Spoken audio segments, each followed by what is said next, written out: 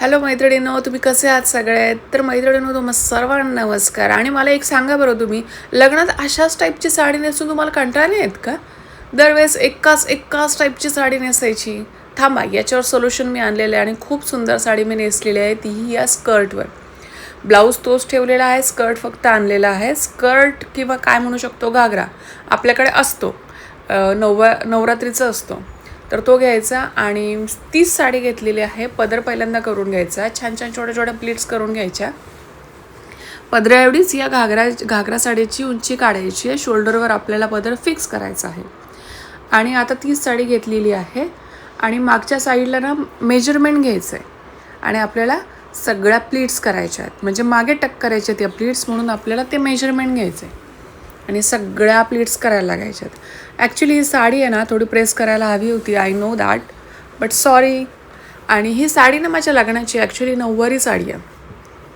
तर नऊवारी साडी मला पुढे घालण्यात येईल का नाही म्हणून मी त्याला थोडीशी कट केली आणि सहावारी बनवली.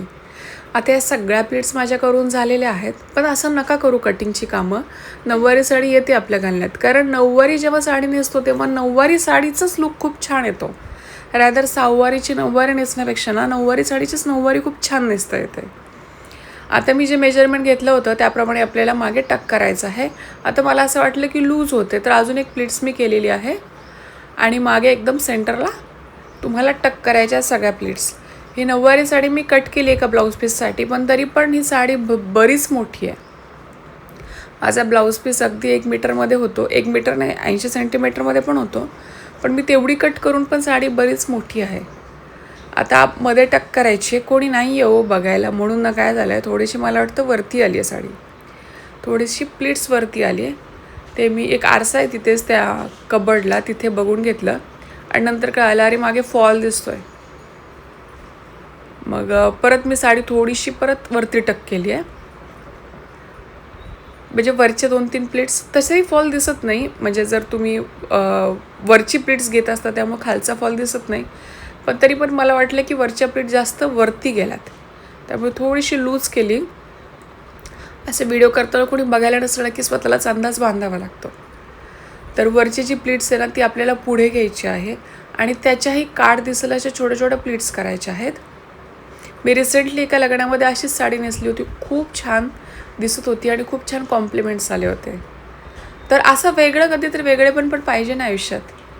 आता काठ जेवढा दिसेल ना तेवढी समोरची प्लीट्स घ्या आणि अशा सुंदर प्लीट्स केल्या की साईडला ना हिपवर खूप छान वेव्स पडतात. आणि हे जे फ्रंटला आहे ना ते बेली बटनचे तिथे एक्झॅक्ट तुम्हाला टक करायचं आहे. तिथे पिनही लावू शकता किंवा पिन नाही लावली तरी होऊ शकतं. जस्ट पिरोमध्ये पाहतीये कसं आले मागून. आणि अशा प्रकारे तुमचा साडी ड्रेप झालेला आहे.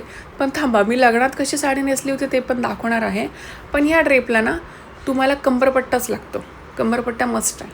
मी डान्स करून यासाठी दाखवते की तुम्ही ह्या ड्रेप करून डान्सही करू शकता, साडी अजिबात पडणार नाही, निसटणार नाही. मागच्या ज्या प्लीट्स आहेत ना ज्या आपण मागे टक केल्यात त्याला सेफ्टी पिन लावा. सेफ्टी पिन लावली की साडी अगदी जागेवर राहते. आणि मी लग्नात अशी साडी नेसली होती. स्कर्टचं आणि साडीचं कॉन्ट्रास्ट कॉम्बिनेशन झाल्यामुळे ना फार उठून दिसत होतं. त्यामुळे कसं वाटलं व्हिडिओ मला नक्की सांगा.